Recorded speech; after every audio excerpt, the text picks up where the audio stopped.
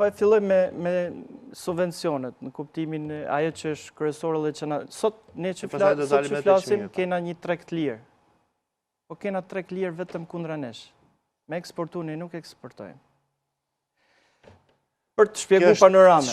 Shumë larg jemi a eksportimit halan. Jo për standard, po nuk të lejnë, nuk të blokojnë. E gjumërshmërim, prandaj. Po kemi zinxhir me hallkat këtu. Ndërsa për importin nuk është problem pastaj. Dhe kjo krijon një farë divergjencë, një farë pa konkurrueshmërie. Po flasim për produktin vendase, ne thamë sot me shumë të drejtë thu ke qumë kudo që të gjesh në Bashkimin Evropian.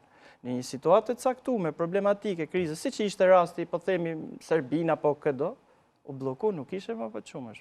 Dhe pastaj do iki si problem. Pastaj i veti kushti i industrisë, si blegtar. Nëse ka, nëse s'do ketë, atë s'ki nevojë me vendos. Ne jena në kushte që a do ketë, as do ketë, nuk jena në kushte që a do ndikojmë apo jo.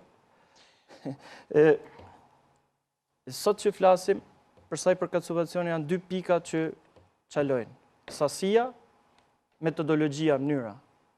Qofse në Serbi, 1.500 euro, deri në 2.000 euro shkon për një lop në vit subvencione nga shteti, ne nuk shkojmë as në nivelin më të afërt asaj ideje. E dyta, dhe subvencionet që japem, kena skemen e naftës, janë totalisht jo eficiente.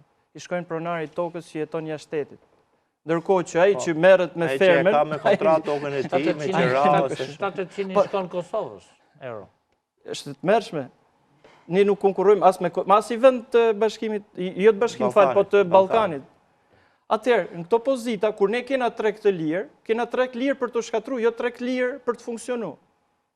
Edhe vendet si Amerikë, kushdo vendet fuqishme vendosin taksa për importin, e mbrojnë produktin vendas, gjejnë mekanizma për të mbrojtur produktin vendas, jo për t'i hap rrugën misrit etj çdo lloj materiali që të jetë si magazina fundore e Shqipërisë.